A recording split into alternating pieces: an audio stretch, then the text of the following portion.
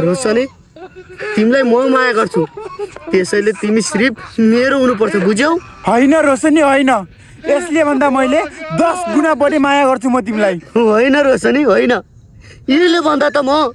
तिमीलाई 1000 गुणा बढी माया गर्छु 1000 गुणा होइन रोशनी होइन 10 लाख पनि होइन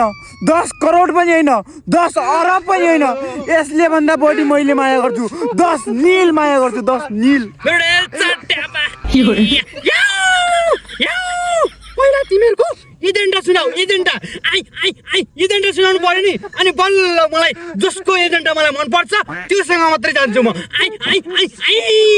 रोशनी मेरो पहिलो एजेन्डा यस प्रकार रहेको छ हाम्रो बिहेपछि मैले खानासाना पकाउने छु तिमीलाई चुठाइदिने छु भाँडाकुँडा मान्ने छु पोछा लाउने छु रोशनी पहिला मेरो एजेन्डा सुन मेरो 1 नम्बरको एजेन्डा भनेको तिम्रो पेन्टी बरा पेटीकोट जे छन् सबै धोइदिन्छु र तिम्रो हग्या पनि गु धोइदिने छु यदि पानी पुगेन पानी भएन भने म तिम्रो गु चाटिदिने छु रोशनी गु चाटिदिने छु यसको कुरा नसुन रोशनी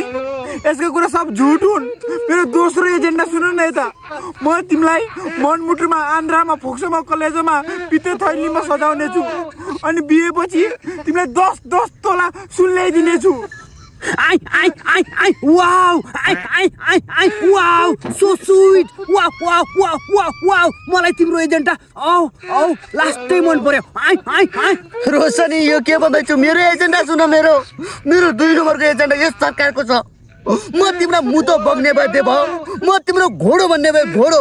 म तिम्रो लागि म के भनौँ र म तिम्रो लागि जोइ टिक्ने पनि बन्न तयार छु रोशनी यस्ता पनि एजेन्डा हुन्छ तिमीले बच्चै पाउन पर्दैन तिम्रो बुढी पनि मैले बोकिदिने छु मेरो बुढी बोकेर मेरो बच्चा जन्माइदिने हो त म तपाईँकै एजेन्डा भन्छु